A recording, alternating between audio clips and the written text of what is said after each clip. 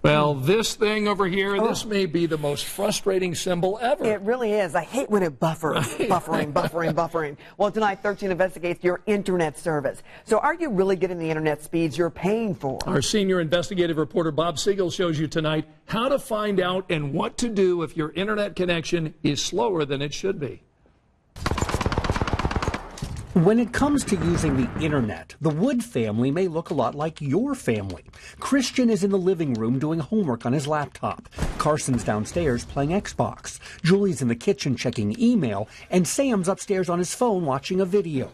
I'm actually amazed at how many devices I have connected to the internet right now. And it's not just computers and cell phones and gaming consoles. It's also a wireless printer, 2 routers, their home phone service. Hello?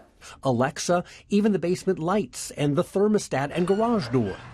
Everything I do is over the internet. That's why the Woods subscribe to AT&T U-verse high-speed internet with download speeds up to 50 megabits per second. But Sam is not convinced he's always getting what he's paying for. During the day, it feels like there's just a lag. So, is the Wood family getting 50 megabits per second? 13 Investigates brought in an expert to find out. Nice to meet you. Nice, I'm Sam. Ben Finnegan is a tech consultant with Sim2K. He's testing the Woods internet connection to see what's actually being delivered by AT&T. We plug a computer directly to the modem and discover the download speed is right where it should be. We got almost the max that we should be allowed to get. 49.4 down, that's almost 50. That looked really good. That's testing one device connected straight to the modem. But now look what happens to the family's download speed when everyone fires up their devices. The Xbox, laptops, the TV, and cell phones, all using Wi-Fi at the same time. We started getting around 27 or 25 megabits per second, which is about half of what we should be getting. That was eye-opening to me. Again, the Wood family is getting exactly what it paid for. It just doesn't always feel that way.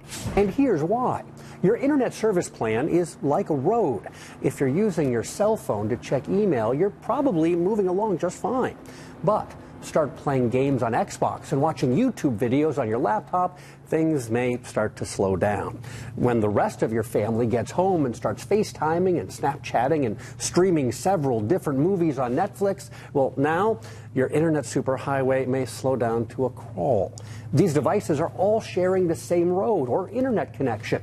To get things really moving again, you'll either need to kick some of them off Wi-Fi or move on to a bigger highway, paying more money for more bandwidth, which means higher speeds. The Ullman family chose a plan with lots of bandwidth because they use lots of internet. Playing video games, chatting with friends, watching basketball and Netflix, and working on the computer all at the same time. They're supposed to get a download speed from Xfinity of 60 megabits per second. But when Nick, another Sim2K consultant, tested that, he found the download speed only about 1 megabit per second. I'm seeing speeds that are pretty slow here. That does look low to me. To see it that low was definitely surprising. To figure out where the problem is, we again plug straight into the modem to test download speed. And turns out, the Ullmans are getting every bit of the 60 megabits that Xfinity advertised. So if they're getting 60, why are some devices only downloading at a tiny fraction of that speed? Well, the first issue is some of the devices operate on a slower frequency. They have devices that cannot give them the full speed they pay for. So yes, some devices can achieve that. Others have hardware limitations that don't allow them to achieve those speeds. The second issue, this modem has not been rebooted in several months. To reboot your modem and router, just unplug them for a few seconds and then plug them back in. For the Ullmans, that simple trick made a surprising difference in their download speed. We were at about a meg, and we went up to about 16 or 17 after the reboot. That is a very simple place to start. It's something that anybody in any home can do. We like simple solutions. You don't need to hire a pro to speed up your internet. There's simple steps you can take right now to help ensure you get the full speed that you're paying for. Things like where to put your router, how to avoid slowdowns, and how to free up the bandwidth that you already have.